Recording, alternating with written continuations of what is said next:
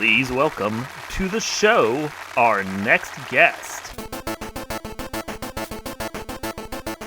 You're listening to Not So Live from Asteroid G. I'm Mike Finkelstein, and with me in the booth today for a very special presentation of Not So Live from Asteroid G is my interview guest, MsMetroid. Hey, how's it going over there?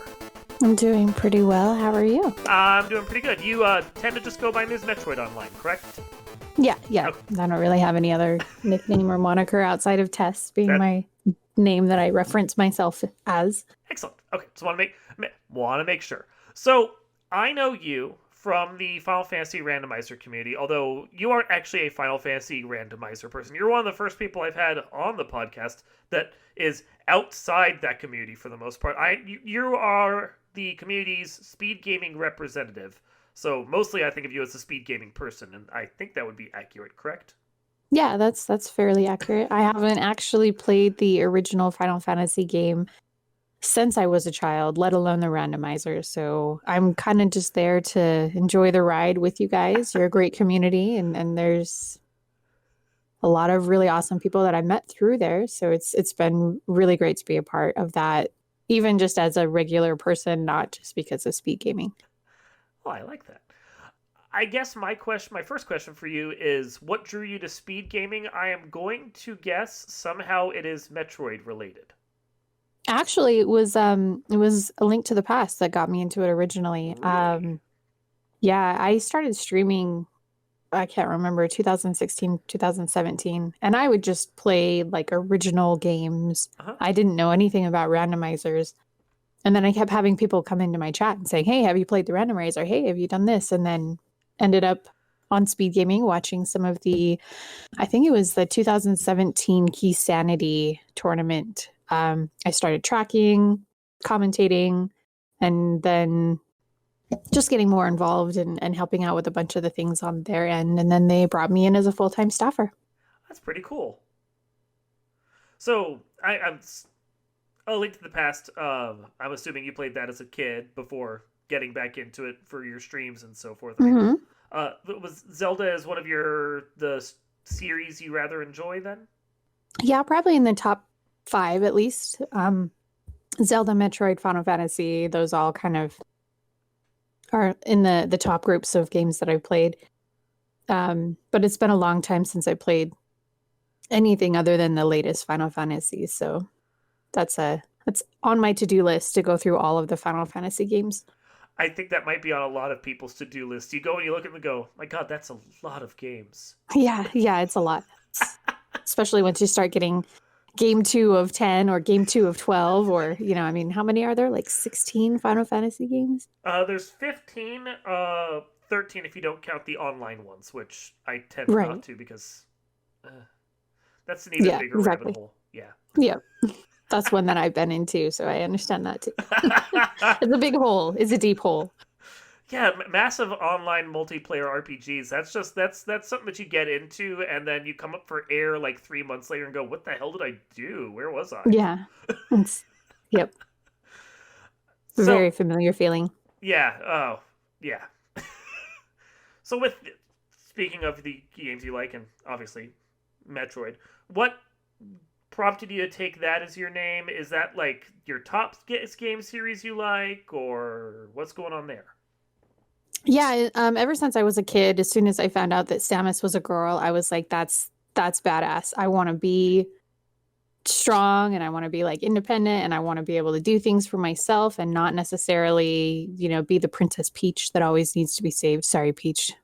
You're awesome too, but Samus has always just like drawn me in. I don't know, and not that I'm necessarily like a strong person physically, and maybe that's the one thing that I'm always just kind of like, she has heart, she's got brains. It's not all just about being a muscle person or strong physically.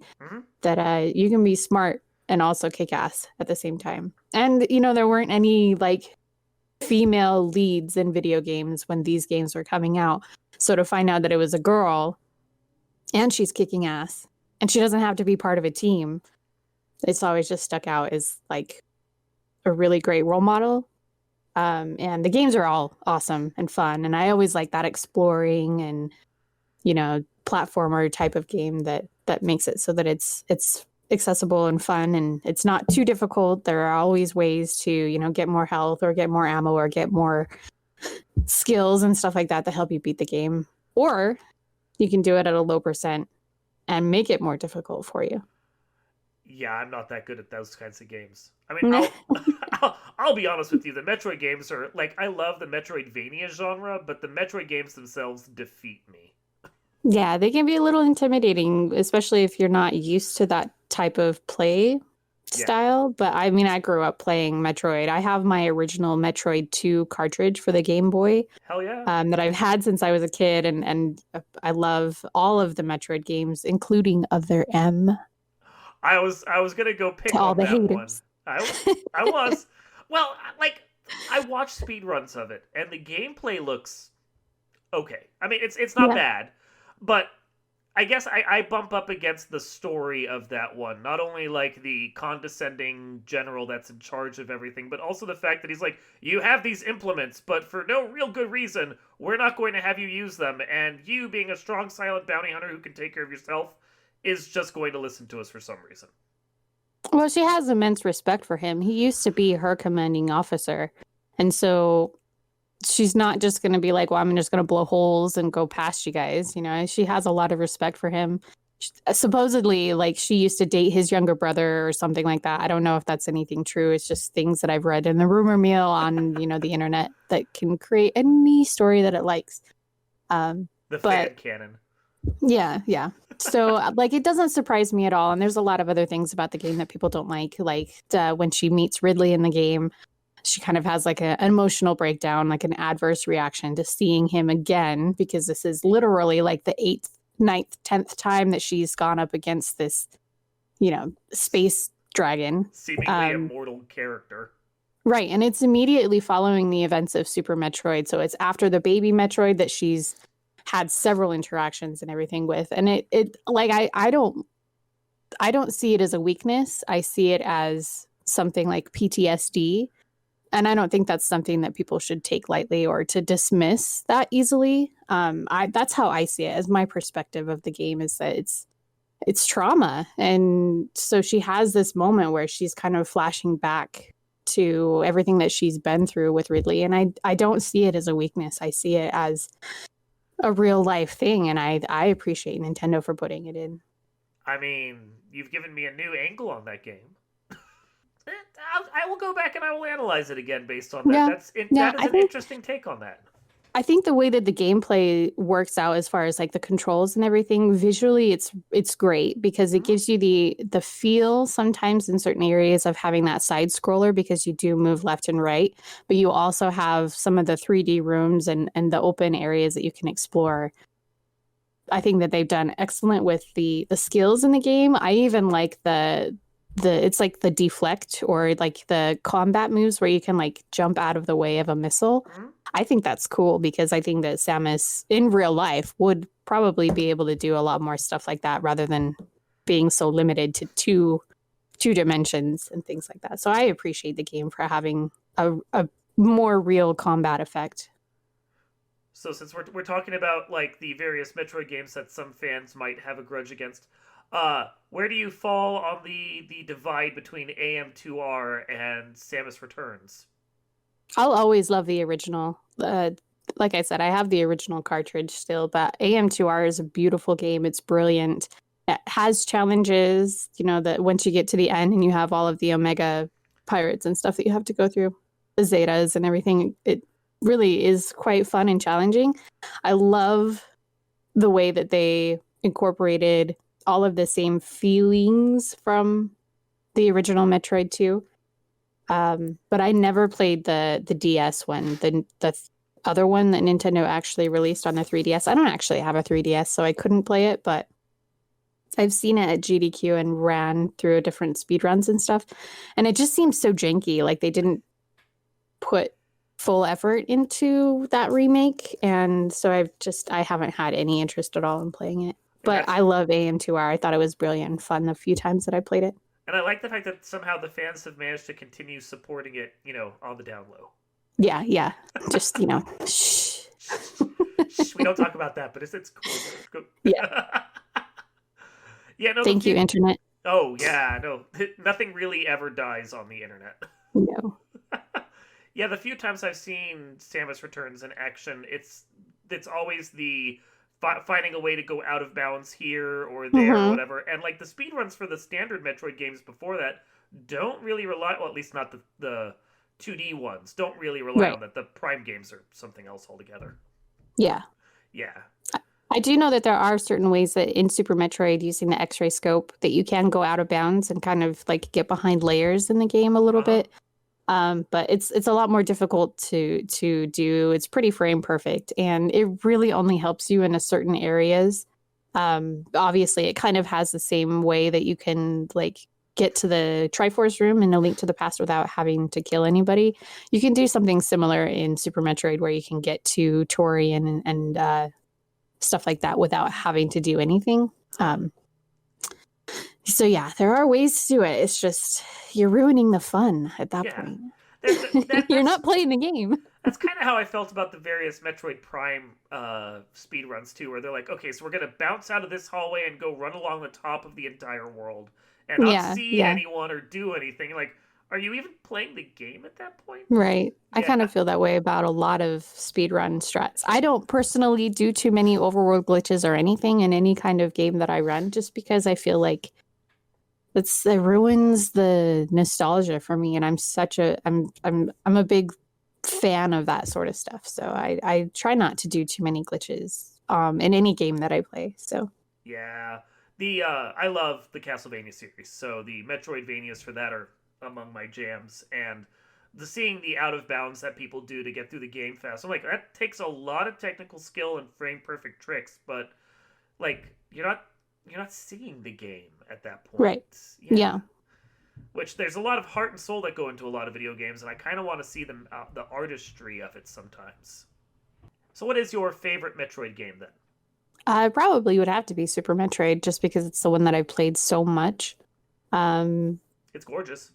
yeah, Yeah. absolutely. And then after that, the Fusion's great. Zero Mission is a perfect remake of the original Metroid with the additional storyline and everything that comes after that. Probably just the Game Boy games as a whole are really great. I think that Nintendo did Metroid a great job with those games on that console. It was the perfect little blend for the type of game that you want to play on the handheld consoles. So definitely a big shout out to those. The Metroid Prime games are all also very very good. I like having that Chozo lore and kind of like the origins of where the powers come from and the abilities that Samus has. I like that you kind of get that story. Again, it's like the nostalgia and the lore and things like that that I always dive really deeply into. So Metroid Prime has that soft spot in my heart because of all of the lore that comes with it. I really appreciate that.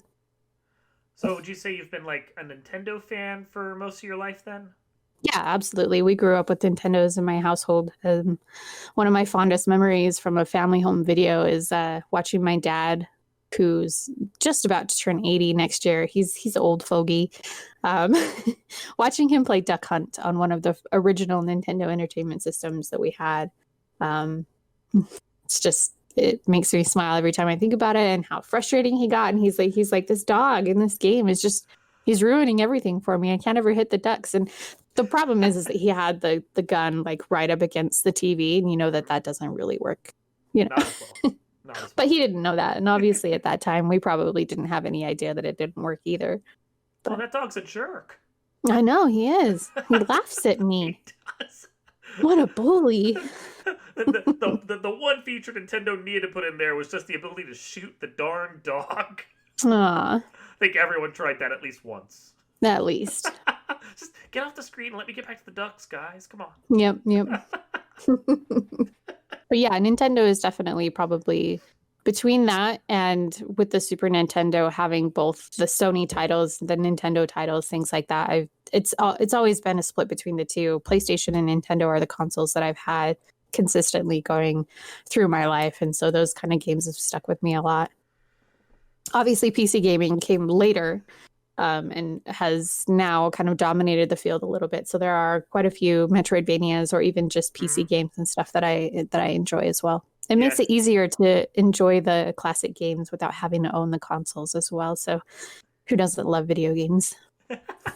Yeah, However you can play them, let's I, just play them. I will attest still having all of the consoles. It takes up a lot of space and they don't get plugged in. They're just kind of there because I'm like, Yeah. I don't want to get rid of you, but yeah, no, the emulation on for video games and so forth has definitely helped to spread retro gaming and allow it Hmm. to stay going even after the systems and the carts have slowly started to die off over time. Yep. Mm. Thank you, technology. You do some good once in a while. Yeah, I love to look forward to the days when I can play other games from my past on computers. So, Hmm. Yeah, just being able to go in there, like the emulation is it's still catching up. I know I watch some people who now emulate like DS and even trying to get 3DS going, but it yeah, feels jankier than the older systems were. I agree. Yeah, they're a lot harder to emulate when you have the multiple screens and one of them's a touch screen. How do you emulate that on a computer screen that isn't a touch screen, so on Yeah, and so forth? I, It can throw a couple wrenches in the spe- works there. especially when they're like, okay, now we're going to actually detect how much pressure you're putting on there and everything else, so Right. you can't just use a mouse anymore. Yep, Yeah. exactly. And the microphone gets used on some of those handheld games too, because I know that like in Phantom Hourglass, the Legend of Zelda game, there's a couple torches that you have to actually blow onto the mic, and it emulates Link in the game blowing out the fires and stuff like that. So it's really genius the way that they use some of those things to kind of encourage you to be more interactive with the game, and I like that. We're just getting back around to like breathing into the microphone to like kill the pole's voice. Yeah, exactly. Yelling at it, blah. Go away. Yeah. Exactly. So I guess that the PlayStation and being a fan of those as well, that explains why you've kept up with the for a certain extent the Final Fantasy games for a while there. Hmm. Yeah, Yep. because since Sony betrayed Nintendo and wandered off and made their own system. I mean, I don't blame Nintendo's them for fault. that. They had No. great content and they've obviously made titles that are doing them very, very, very well. So uh, there's no fault in what they've done. And No, it's I even appreciate it because it allows them to have their own like content separately, and maybe someday they'll collaborate again and we'll get something like another Super Mario RPG, or God knows if we start getting more Final Fantasy characters in Smash, because I know we had Cloud a round or two, or he was mhm. a special appearance kind of thing. So Yeah. it could happen. It could happen. I think that kind of cross collaboration is pretty cool. I mean, Square coming back over into the fold one way or another beyond just the occasional Crystal Chronicles would be Yeah, for lovely. sure. Yeah. And, Zodiac Age being re released on the Switch, I guess, was another one. I Yep. didn't get into that one, but I heard it was really good. There's It's also again, one I haven't played. there are so many Final Fantasy games. Yeah, yeah. And I'm usually just like the traditionalist. I just want to stick with the original games. I haven't played Crystal Chronicles, Tactics, a couple other games like that that are like the side games that I haven't really delved into or played hardly at all, if not any at all, Mm-hmm. actually. Any interest in the what's probably going to be an 8-part remake of Final Fantasy VII? Oh yeah, absolutely. I'm kind of waiting because I've already played 7, Mm-hmm. obviously. I've watched some people go through the first chapter of the 7 remake, and it's beautiful. It's Mm-hmm. amazing how nice it looks. And like again, the nostalgia for me is just like, man, I kind of miss the blocky spikes of No. Cloud's hair and everything, but I can definitely understand the reason for moving to a newer version of Mm-hmm. it.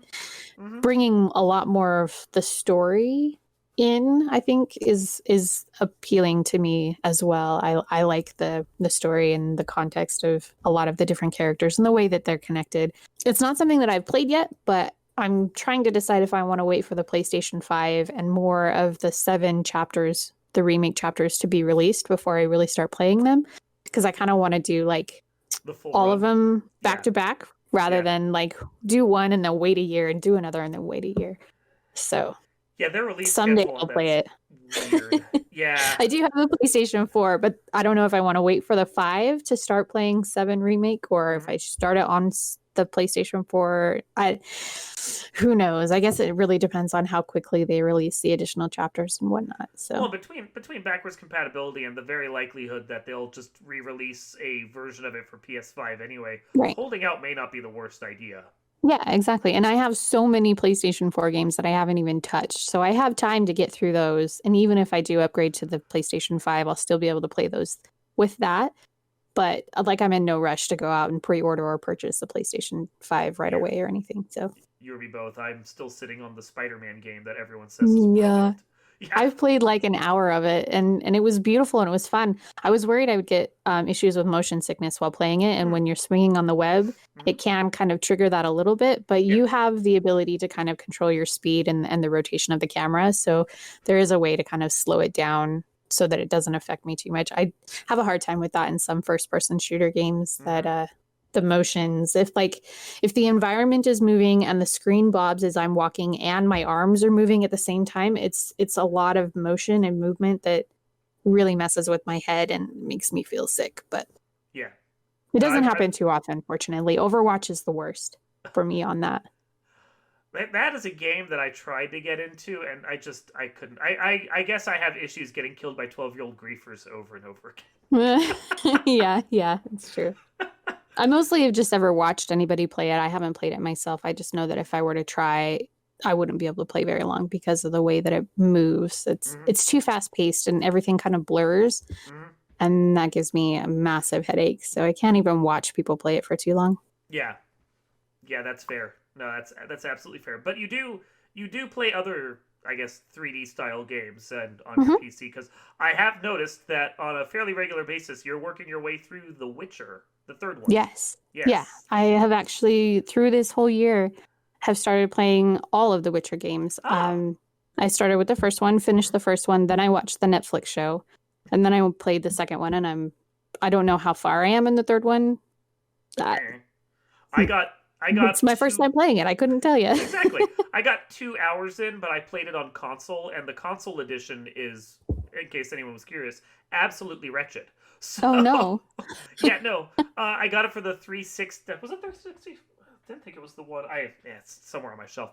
But it's basically a loading simulator. So you get into a conversation and it loads, and then you pick an option, and then it loads, and then someone talks. And, oh my god. I got to the first tavern, and I think that the first conversation with the bartender took a half an hour, and I'm like, nope, I'm out. Wow. I'm done. And that was after it installed itself. I'm like, what is going on with this game?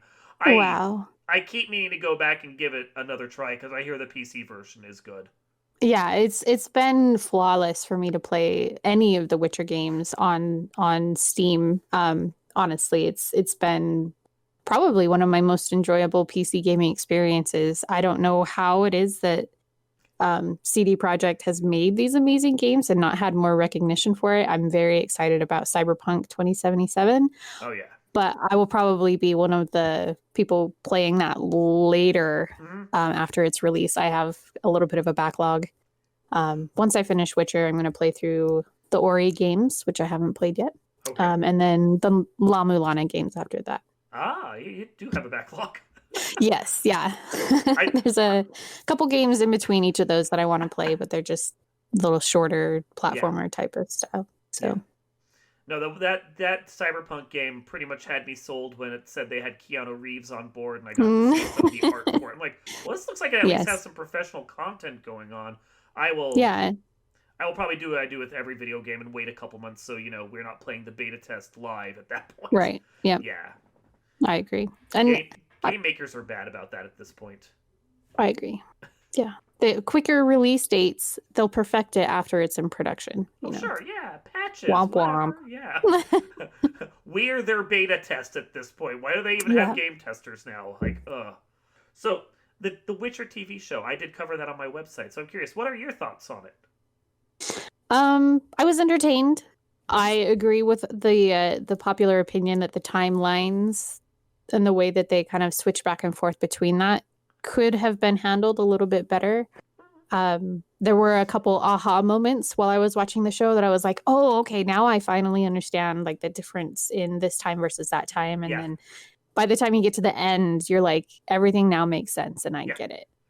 Yeah, So it I was intrigued by that. I kind of liked the time. I know it's yeah not something they can takes do you for more a than once. ride. It's like Yeah. it's kind of like a roller coaster a little bit. Uh You huh. you get those like those light bulb moments, and then you're like, oh, okay, now this makes sense.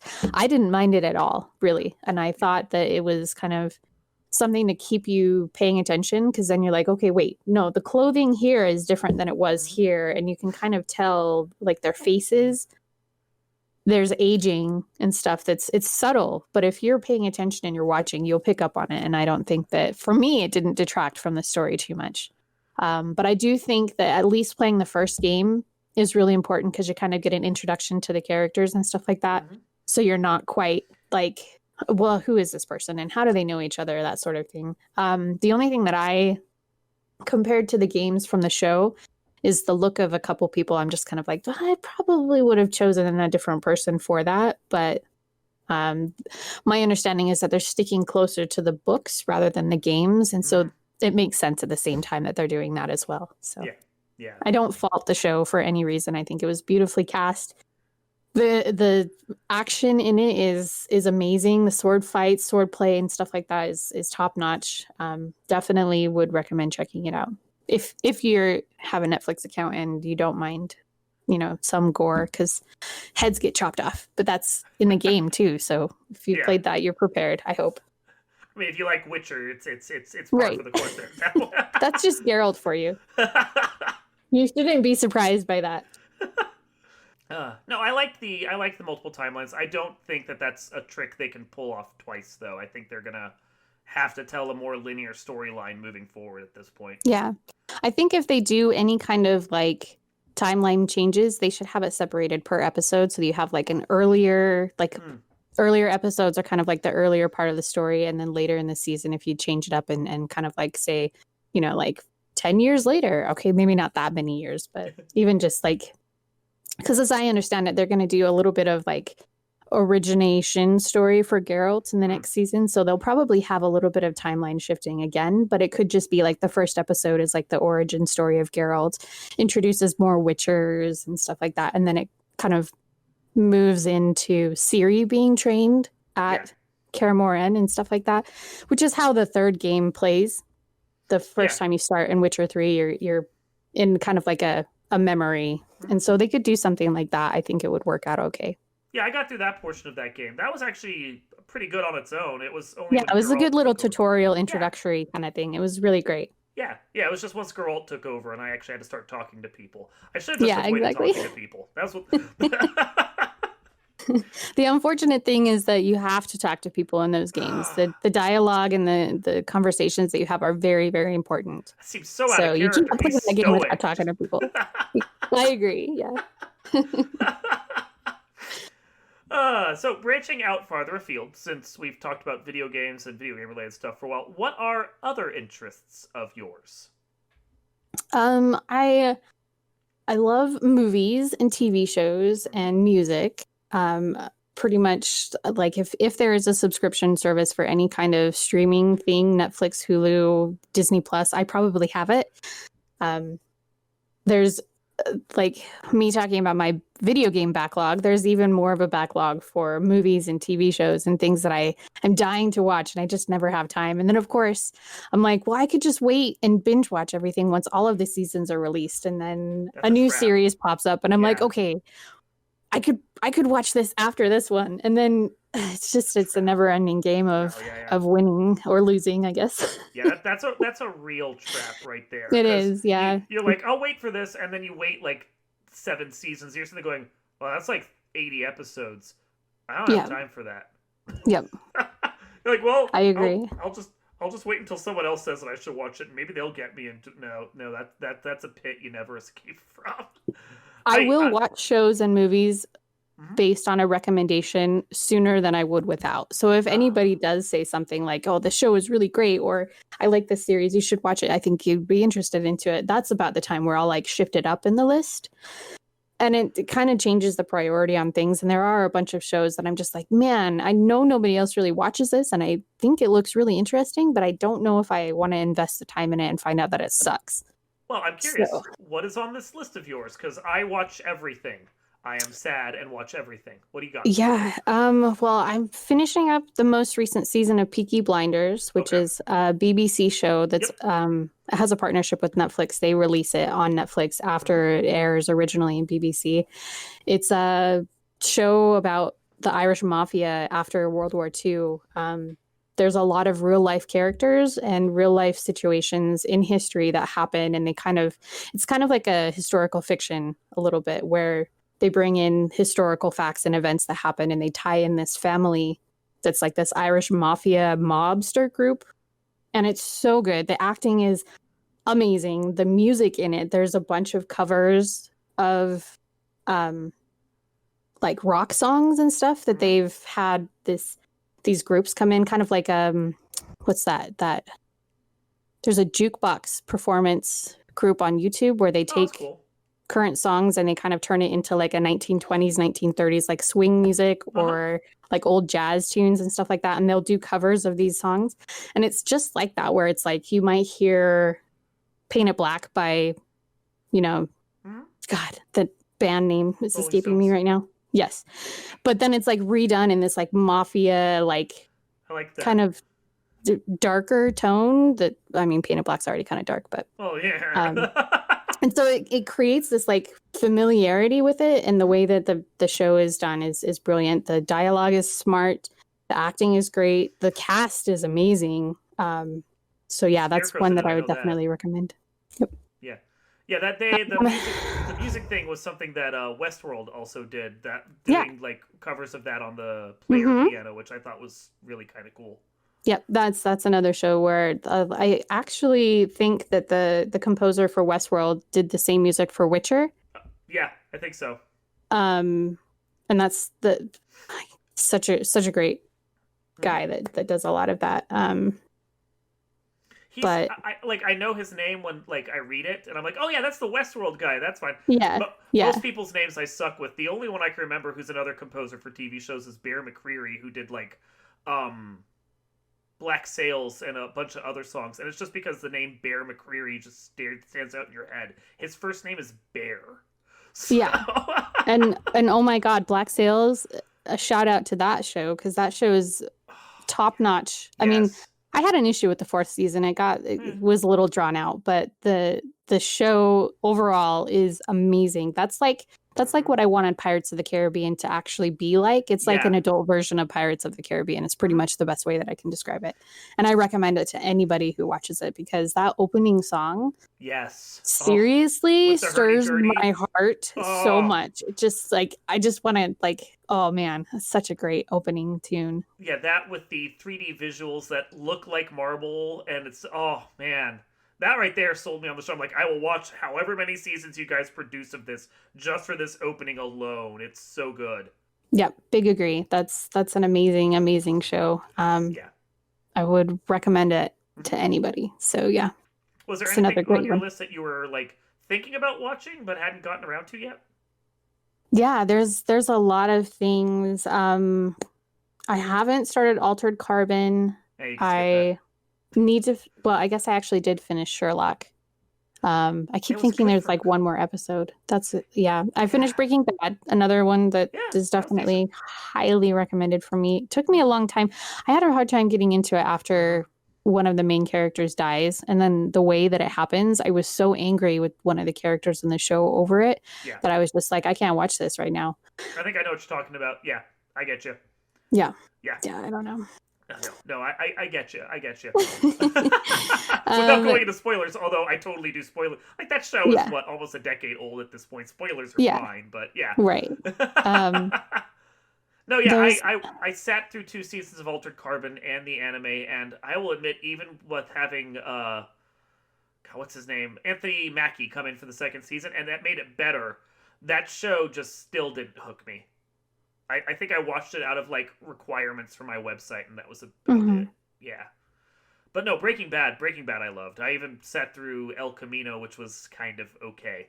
Yeah, I was hoping for something more than what I got with El Camino, Yeah. but it was still it was a nice redemption arc, and like that, at least tying up some loose ends and kind of finalizing characters, placements, and the rest of the story. Hmm. Um, They might still do something else with it. I don't know. Yeah, They there's gonna did be a so well, continuation. and it was so well received originally that if they decided they wanted to do something more with it, that would be great. Well, there's a lot of love for it because Better Call Saul is still going, and that show is fantastic too. Yeah, I didn't really like Saul in Breaking No, Bad, so I have less of an interest to watch that show. Though I've heard it's good. that's I yeah, the just way they do it. It's entirely about the way they do it. Because I will agree with you, Saul on his own was really irritating, but the yeah. characters they build around him and the way they're doing his arc is really intriguing. Yeah. What's the old man that's also in the show that's like the bodyguard? Is it Mike? Mike, what's his Yeah. character's name. Yeah, he's on it. Yeah. He's I was fantastic gonna on. say I would watch it Yeah. knowing that Mike is in it because it's Mike, not Uh-huh. because of Saul or anybody else. No, yeah. He was one of my favorite characters in the original show. So And he has such a like. I think I've seen 4 seasons of the show now because I think that's what they're up to. And Mike has such a great arc through all of it. nice. Yeah. Well, maybe I'll think about watching it. There you go. Yeah. So, I'll give it a get try. I'll give it a try. there you go. It's on Netflix. Yeah, exactly. I'll just cue it up. Yeah, I do that a lot. Just okay, I'll Yeah. just watch a couple episodes and see, and then 8 episodes have gone past. You're like, oh, okay, I guess I'm watching Because this you're now. like, oh, this is halfway into the second season now. What have I done with my weekend? All the best things from the sound of it. Yeah, exactly. Pretty crazy. So movies, since you mentioned them as well, and I'll just touch upon anything that we've discussed. Uh, what movies you like? What favorite movies? You got a genre? You got specific ones you like? Just go from there. But no, I don't have every movie ever made, I love. Okay, Wow. maybe not really, but like every time I watch a movie, I rarely have anything negative to say about it. I'm such a cinephile that I will watch probably any movie, and I rarely have anything bad to say about any movie that I've seen. I I could create a list of movies that I've seen, and that would probably be the list of movies that I like the most.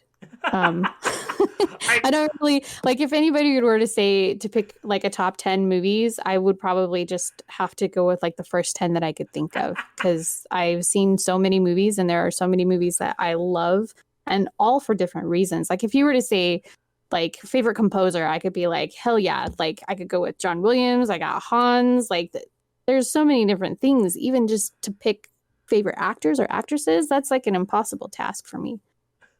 that's I love movies. I mean, I knew So we needed to be friends, and apparently this yeah. just cements it for me right here. Yeah. Movie I, lovers unite. yeah, I have my wall on one of my living room is taken up by Blockbuster bookshelves that I bought when they went out of business, and it is Nice. populated by 3,000 DVDs. Wow, that's a Insane. lot more than I have, but I I have worked a I pretty worked at a video impressive store. media library. Yeah, I worked at a video store, and it got in my blood. I guess is all it was. And I mean, Well, that's it. collecting You're done. collecting for 20 hours. It's never Exactly. done. It's never Right. Well, done. that's what I'm saying. It's over. Like you've lost the game because now you have to have this, obsession and this I hobby and you do. want to watch everything. And so it's Yep. over. You're Yep. lost. It's the end of the road. I mean, for me, I will. I mean, I can trash on movies. If you go and read the website, which I encourage Yeah. anyone listening to the podcast to do, I have plenty of movies that I have been critical of because it's like you want the movies you watch to be good, and when they're not good, it's not that you want to hate on them. It's just that you wish they were better. Right. Yeah. And so, I mean, but I guess there are some movies that I could say I have disappointments in, or like the way that it ends. I'm like, wait, but there's like another yeah, hour of movie left, right? Like this isn't done. There has to where's be the ending? more. Yeah, Yeah. yeah. So, but then you also get things like, like the third Lord of the Ring movies that has 6 different endings in Oh, the same movie. So I guess that kind of evens things up a little bit sometimes. yeah. Or the Hobbit movies where you're like, well, that was a giant disappointment. Oh, wow. I love I'm the Hobbit movies. I liked the Rankin Bass animated ones better, unfortunately. Hmm. Yeah. That's just No, I watched the Peter Jackson ones and I'm like, I see what you're going for and I understand the limits you were under, but I really wish you guys could have like taken it back by about a film or so and just really focus on what was working. I loved them. I Yeah, watch well, them every year. Like around wow. New Year's, I watch all 3 Hobbit extended DVDs and then also follow that up with the Lord of the Rings DVDs. The That's extended ones, those two? yep. Yep. That is Usually like over whatever time I have off from work over New Year's. That's I just throw it on in the living room. I don't necessarily always sit and watch all uh-huh. of it, but I have it playing all weekend That's or like all 24 hours vacation. of walking right 22 there. movies or 22 hours of movie. Yeah. Yeah, wow. Yeah. Yep. That's I'm about as long as it took me to drive from Utah to Chicago for a vacation. So, no kidding. Wow. yeah. That's that is quite the drive you went through. It was great. I was all alone. I got to play my music as loud as I wanted. I got to Oh, listen to whatever music I wanted. I didn't yeah, have to cater to somebody else sitting in the car. yeah. Okay, Just those are drove all through the valid. Yeah, night and that's yeah. it was beautiful. That's entirely valid. I'm just trying to think of any movie series I'd want to pop on and watch the entirety of start to finish. Like even movie series I really like Star Trek. I'm sitting there going, ooh, I don't know. I think I need No, a break in there. I'd have no issue with that. I could watch all of the Harry Potter movies, Lord of the Rings, Hobbits. Like I could go through and watch full on seasons of a show that I watched before. Game of Thrones. Sit me down for a week. I'll watch it. How do you Give feel me about just the last season? nah. Okay, there you go. So we have found I, something else that's a disappointment at least. Okay. yeah, like I still enjoyed it, Uh-huh. and again, there are things where I'm like, this isn't really an ending for me. There's got to be more. I'm just Yeah. looking forward to the books at this point. Yeah. Um, but considering the way that they had to end it eventually, and it would have been great if they pushed it to 2 seasons and made it 9 instead of 8. Yeah. But I get that they wanted to move on to other projects. Even probably the actors were like, is this going to be like the rest of my life? How long am I going to be doing this? So I don't blame them for it happening. I just wish that they could have Done done better. it, given it its due, Yeah. des- Yeah. just desserts. I mean, like Yeah. finish it properly instead of doing it so rushed. But Yeah. who And I knows? think I mean, that was my big issue too. It's like I get the story beats you're going for. It's just that the way you set them up over yeah, these 8 or 12 episodes that you want to call your last couple seasons doesn't quite play it the way it should be. yeah. I Yeah. would have liked to seen a slope of like the dissension to madness that Daenerys seemed to be going through, rather than like the steep plunge that we got. It's like a And light switch. Yeah. so like something with that, I'm just kind of like, damn, I really wish she could have taken more time to do this properly. But it did what it needed to do. They got the point across that they needed to, and unfortunately, there is no more Arya story, and that's where my heart breaks Yes. because No. Yeah. she's my favorite.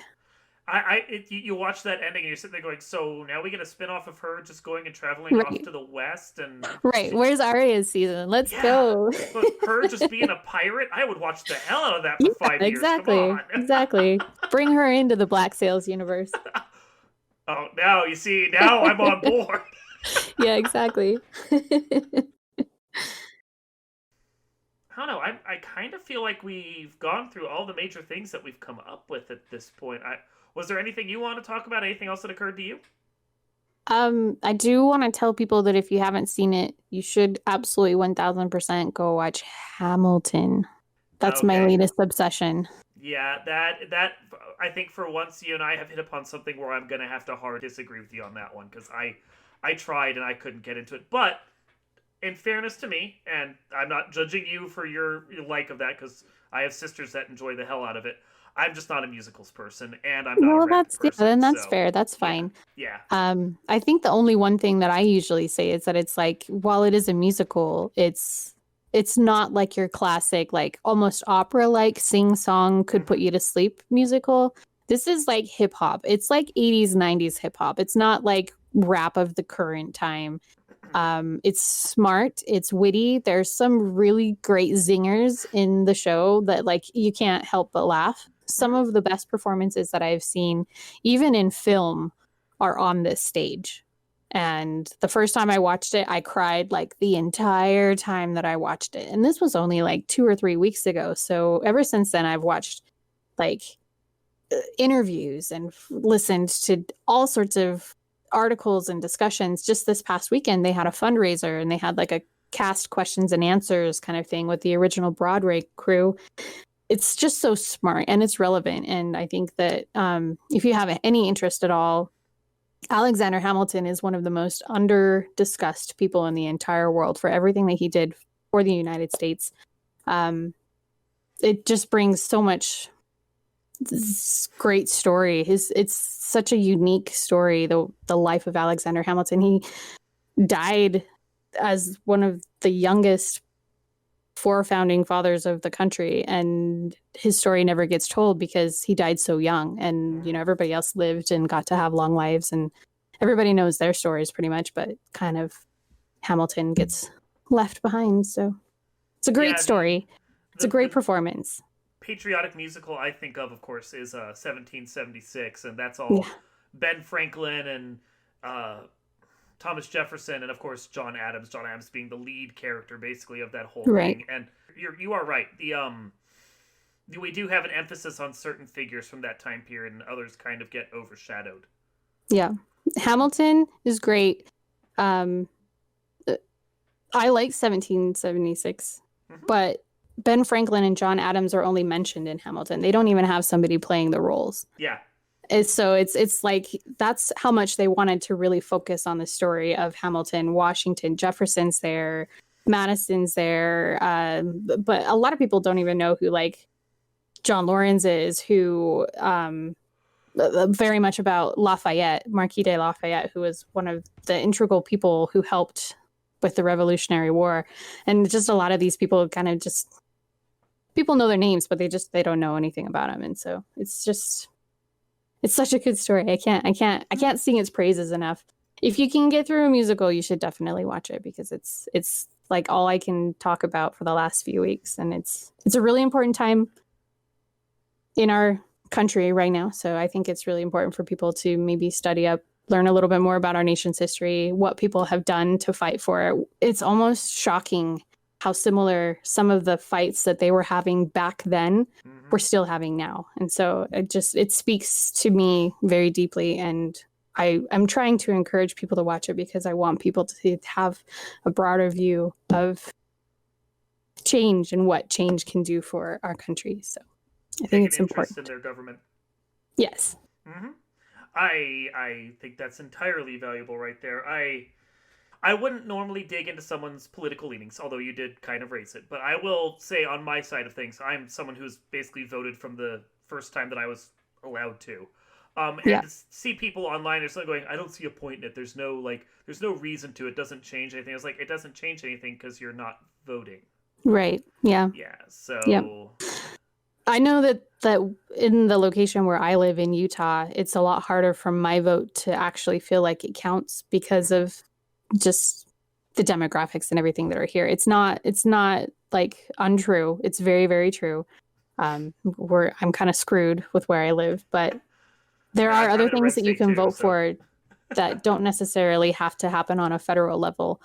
Take interest in what's happening in your state, and that can help change things for the entire country. And even if it doesn't feel like you're making a difference, there are people who have fought and died for you in this country to have the right to vote, so that you're not under some crazy, communist leader or something like that. We are a democratic society. We do need to, stand up for the rights that we do have and make sure that those rights are being maintained. So vote, very important. You raise a very valuable point there of the fact that the down ballot races are just as important, if not more so, long term, because that creates the pool of people that will then filter upwards, as well as controlling the state and the county and the city and everything else. Yeah, it doesn't have to be on a federal level. If you vote even just locally for your own area, the people who represent your city, the people who represent your county, the people who represent your state can be changed based on what you want your community to be like, how you live, where you live.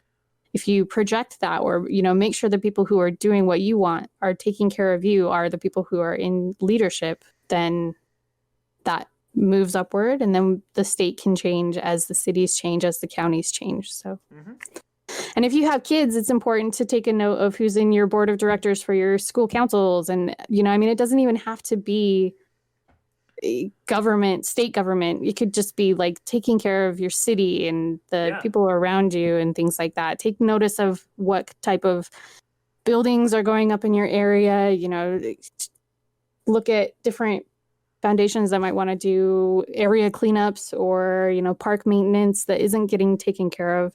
Things like that can just overall improve your entire lifestyle. It'll increase your property value. Like, there's so many reasons to be involved locally for yourself that can help globally. So it's important. It was something I liked when I went to vote yesterday, did early voting here in Indiana. Yeah, I know. Woo! Tried to avoid the coronavirus by going when I thought other people weren't going to go, and then I ended up standing in line for 2 hours surrounded by people. So I did the mail-in option because that's the safest right now. I would have if it was available here. Yep. Yeah. So if you can, that's the best thing. Exactly. Yeah. No, I absolutely agree. That do what you can to stay safe. But no, just being there and like the number of people who are volunteers wandering through the lines and like talking about school board and how it was important to know, who was on your school board and who you should be voting for and everything else. And I'm like, this is the first time I've ever been to vote where people even talking about the school board. There's a big push to go down ballot for the Democrats. I'll out myself. And just like actually care about that, because there was like a good decade or two where the Democrats really only cared about president, assuming that was the most important thing to worry about. Right. That trickle down or whatever you want to call it. But no, you got to start at the local level. Yep. And that's where you can make your biggest impact, to where you'll notice that it's making a change. Mm-hmm. And then at that point, you might feel like, okay, if we can make a change for just my city, why can't we do that for the county or for the state or for the nation as a whole? And so even if you just stick locally, it'll help bolster what changes and things you want made.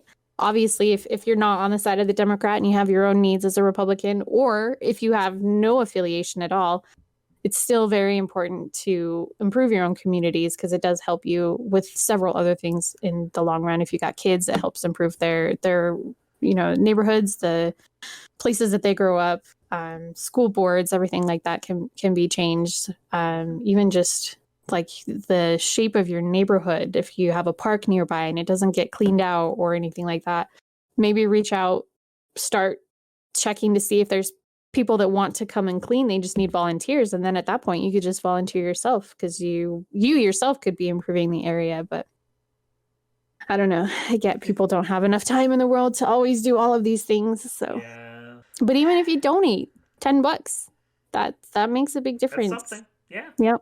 It's been political talk with MsMetroid here on Asteroid G. Yeah. I try to keep that out of my stream and out of my Discord and everything, just because I don't want anybody to feel non-inclusive. But as a person, if you were to ask me privately, then we could have a discussion about it. I think I absolutely will, because this intrigues me now. And then we can have a movie watching time at some point. Discord movie nights. Oh, I'm all for that. I wouldn't say I have a backlog, but I literally have, hundreds of thousands of movies out there I haven't seen that I feel like I need to see. Yeah. And I love rewatching movies that I've seen, so I have no issue with watching movies at all of any kind. Very obvious holes in my movie watching, just own personal history. Like, for whatever reason, I've never gotten around to see Casablanca, and I know I should. I haven't. Yeah, that's one of the classics. Got to see that. Exactly. That's what I'm saying. Like, I've seen Rocky Horror, which is another classic, but I haven't seen Casablanca, and I feel like I'm unbalanced there. Yeah, and I was going to say, those are very different sides of the spectrum there. Yes. So the balance would literally be quite noticeable. I'll be back on normal again at that point. Yes, indeed. All right. Well, we have gone just about an hour at that point, so I don't want to take up all your time today. Cool. But it's been a lot of fun chatting with you, actually. Yeah, that was a good time. That was fun. This has been Not So Live from Asteroid G. I'm Mike Finkelstein, joined in the booth by MsMetroid. I appreciate you coming in. This has been a lot of fun. Yeah, it was very, very kind of you to offer or ask if I would be interested, and I appreciate your time and look forward to hearing it back on the pod. Hell yeah. Thanks, and we will see you guys next time. Vote.